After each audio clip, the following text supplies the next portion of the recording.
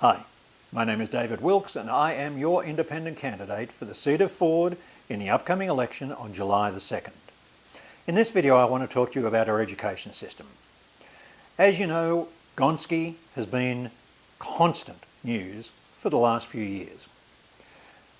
Gonski is about providing more funds to help those in our schools who need additional help. Those with literacy or numeracy issues, perhaps they've got a disability, and my attitude is that we should spend money helping those people. But no one is addressing the core issue.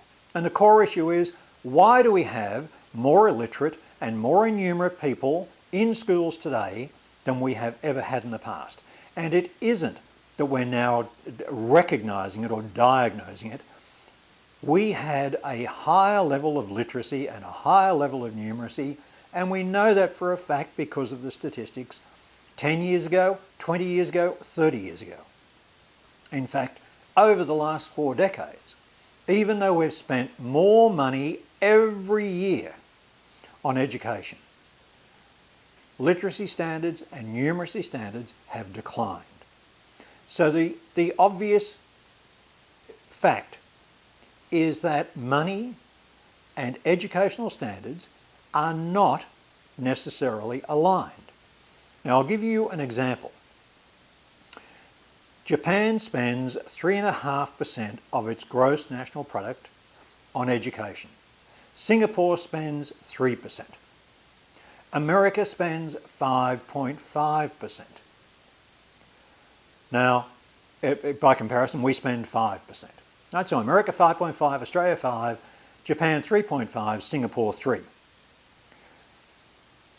In terms of most subjects, especially literacy and numeracy, both Singaporean kids and Japanese kids run rings around Australian kids and especially American kids. Even Australian kids are more literate and numerate than American kids, and yet, as you just heard, Americans spend more on education than we do, and almost twice as much as the Singaporeans do. And yet Singaporean kids seem to be better educated. So clearly, there is not a nexus between expenditure and education. It's about the way the money is spent. Most of you wouldn't recognise this. But if you show that to a typical 12, 13, 14-year-old, they'll tell you exactly what it is.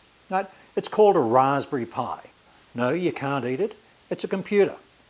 That is at least as smart as your top-line smartphone. And it costs around $35 in bulk. $35. We've got an education system that's trying to put a notebook on every child's desk. A notebook that is costing $1,500. We've all seen the 2-year-old sitting in a stroller playing with his mother's smartphone, playing games at 2 years of age. These kids, my 11-year-old, my 15-year-old, have grown up with technology. I watch them. I've been in tech since 1976. I've been involved in all levels of technology since that time. My kids run rings around me because for them, it's within them. It's part of their DNA almost. Right?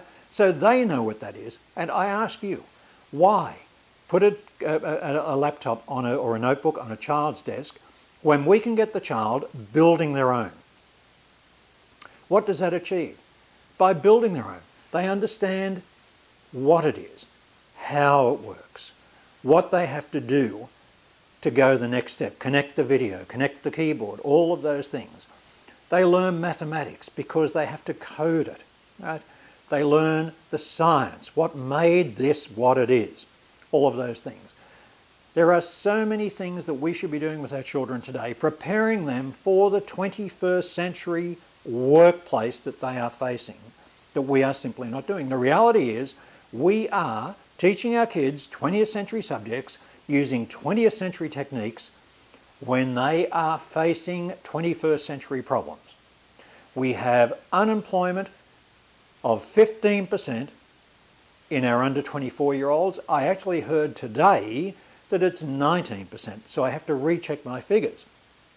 19% nationally. In Logan and Gold Coast, In some areas, some specific areas, we have 30% unemployment amongst our under 24-year-olds. And that unemployment level is not only unsustainable, unfortunately for those people who are trapped in the system, it's going to be perpetuated, because if you're 24 and you're unemployed and you have not had meaningful work, you may have been to university, you've left university, no one wants your degree, the longer you go without work, the harder it is for someone to employ you. So you become chronically unemployed as a result. We need to address this in our schools. We need to teach our kids 21st century subjects using 21st century techniques, so that when they do join the workforce, firstly, they understand what the 21st century is about, and secondly, so that they understand that life is about doing, not listening, being involved, creating, being entrepreneurial, not being wrapped in cotton wool, not being spoon-fed, not being told how to think. Right? We need to get our kids back to the standard that we had in the 60s, in the 70s, when we had higher literacy, higher numeracy, and when kids left school work ready. Thank you for listening.